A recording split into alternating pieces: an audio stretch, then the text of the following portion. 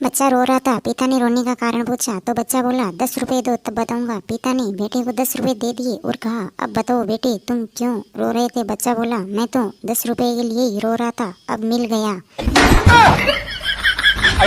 Jailer कैदी से बोला कल तुम्हें फांसी होगी, बताओ तुम्हारी अंतिम इच्छा क्या है। कैदी ने जेलर से कहा मैं तरबूज खाना चाहता हूँ। जेलर लेकिन ये तरबूज का मौसम नहीं है। कैदी बोला कोई बात नहीं, मैं मौसम का इंतजार कर लूंगा।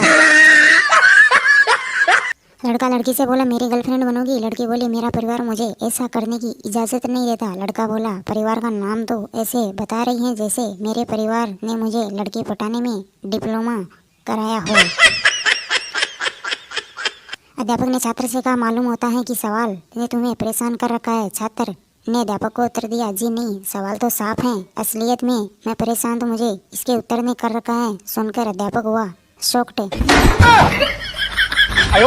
पप्पू ने गप्पू से कहा कल एक पहलवान ने मेरे भाई को पीटा, मुझे पता लगा तो मैं तो सीधा उसके घर घुस गया। गप्पू बोला तो फिर क्या हुआ। पप्पू वही जो मेरे भाई के साथ हुआ, पहलवान ने मुझे भी खूब पीटा। एक लड़के को उसके गर्लफ्रेंड के मैसेज से 2 बार दिल का दौरा पड़ा। पहला मैसेज आया चलो अब ब्रेकअप कर लेते हैं, सब कुछ खत्म हो गया है। दूसरा मैसेज आया सॉरी सॉरी ये तुम्हारे लिए नहीं था। देखकर लड़का बेहोश।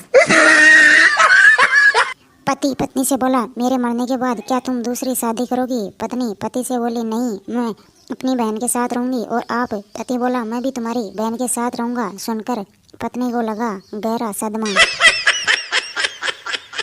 संता डॉक्टर बेहोशी का इंजेक्शन देने लगे तो बोला 1 मिनट। डॉक्टर रुक गया। संता ने अपनी पॉकेट से पर्स निकाला। डॉक्टर बोले रे भाई फीस की कोई जल्दी नहीं है। संता फीस की मुझे भी जल्दी नहीं है, मैं तो अपने पैसे गिन रहा हूँ।